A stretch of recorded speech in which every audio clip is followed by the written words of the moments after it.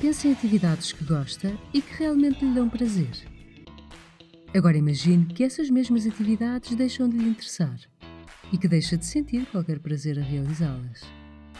Anedonia é o nome que se dá a esta perda de interesse nas atividades e à redução significativa de sentir prazer, interesse, envolvimento ou energia em relação às experiências da vida.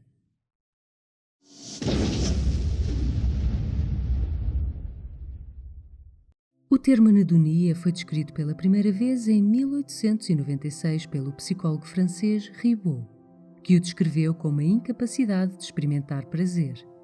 Nessa altura, a área das neurociências ainda estava nos seus primórdios e, com a sua evolução, progrediu também este construto. Hoje é aceito que a anedonia está associada a uma diminuição da atividade no chamado circuito de recompensa, situado no estriado ventral, uma região profunda do cérebro responsável pelos processos de recompensa, motivação e de tomada de decisões. Além disso, parece estar também ligada a um aumento de atividade na região frontal do córtex pré-frontal, que controla a inibição das respostas emocionais.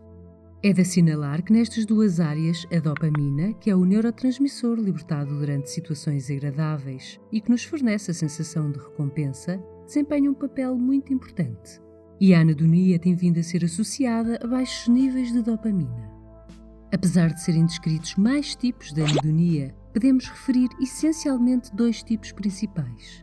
A social, que consiste na incapacidade de sentir prazer ou interesse em falar ou estar com outras pessoas, e a física, por sua vez, é a inaptidão de sentir prazeres físicos como comer, no toque ou até no sexo. A anedonia não é considerada uma perturbação ou transtorno psicopatológico. É sim um sintoma de algumas perturbações, doenças ou comportamentos mal adaptativos. Ela é fortemente associada à depressão, sendo inclusive um dos critérios de diagnóstico. Também é um sintoma negativo da esquizofrenia, estando igualmente vinculada à ansiedade, ao abuso de substâncias, desordens alimentares e até à doença de Parkinson. Este sintoma não ocorre apenas em adultos. Ele pode surgir também em crianças e adolescentes.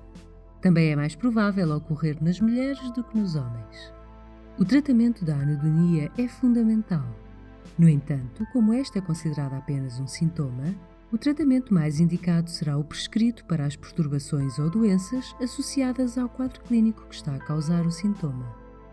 A anedonia provoca uma sensação de desconexão com o mundo à nossa volta e uma falta de pertença a esse mundo. A incapacidade ou perda significativa de sentir prazer tem um impacto grande na qualidade de vida e o risco de suicídio é elevado. Subscreva o nosso canal para ver mais vídeos. Deixe o seu like e partilhe. Ajude-nos a crescer. Muito obrigada e até ao próximo vídeo.